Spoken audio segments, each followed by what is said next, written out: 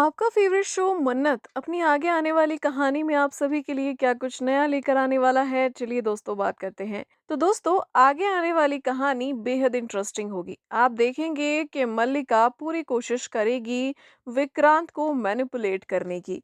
आप देखेंगे कि यहाँ पर वो नीतू से झूठ बुलवाकर विक्रांत को एक रूम में बुलाती है। उस रूम को बहुत ही अच्छे से डेकोरेट करती है।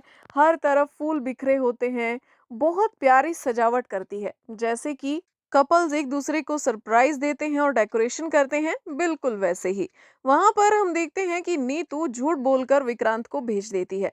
और जब विक्रांत एंट्री लेता है उस रूम में, तो उसे पहले ये पता नहीं चलता कि सामने मल्लिका है, लेकिन जैसे ही वो पलटती है तो विक्रांत हैरान हो जाता है और वो मल्लिका से कहता है कि तुम यहाँ पर, यानी कि माँ ने मुझसे झूठ बोला। जिस पर जो है मल्लिका कहती है कि शांत हो जाओ विक्रांत, मुझे भी इस बारे में नहीं पता था। ये सब कुछ अरेंजमेंट्स नीतू आंटी ने की है। और तुम तो नीतू आंटी को कुछ भी कह सकते हो क्योंकि तुम उनके बेटे हो, लेकिन मैं बहू हूँ तो मैं उन्हें कुछ नहीं कह सकती, इसीलिए मैंने चुपचाप ये सब कुछ एक्सेप्ट कर लिया है। जिस पर विक्रांत कहता है कि पर मैं ये सब कुछ एक्सेप्ट नहीं कर सकता, तुम तो जानती हो। जिस पर मल्लिका कहती है कि मैं जानती हूँ, लेकिन बतौर कपल नहीं, हम यहाँ पर एज अ फ्रेंड तो टाइम स्पेंड कर सकते हैं। तो विक्रांत यहाँ पे थोड़ा सा झुंझलाता है।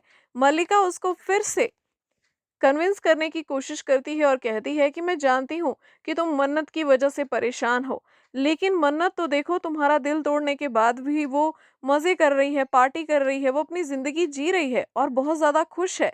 और तुम यहाँ पर बस उसी का रोना लेकर बैठे हुए हो।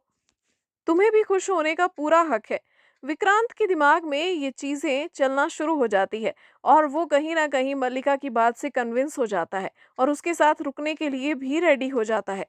मल्लिका उसे कहती है कि हम बाहर आए हैं तो एज अ फ्रेंड हम घूम सकते हैं, फिर सकते हैं, पार्टी कर सकते हैं, डांस कर सकते हैं। तो यहाँ पर विक्रांत मान जाता है और मल्लिका उसे कन्विंस करने के बाद एक सोफे पर बैठाती है और खुद वाइन का ग्लास भरती है। और दोस्तों यहीं से आता है कहानी में ट्विस्ट, जहां पर मल्लिका एक दवाई, यानी कि एक नशीली दवाई उस वाइन में मिला देती है। अब इसके आगे क्या होने वाला है दोस्तों, देखना काफी इंटरेस्टिंग होगा। तो क्या कुछ है कहना कमेंट्स में बताइएगा जरूर। मिलते हैं नेक्स्ट वीडियो में।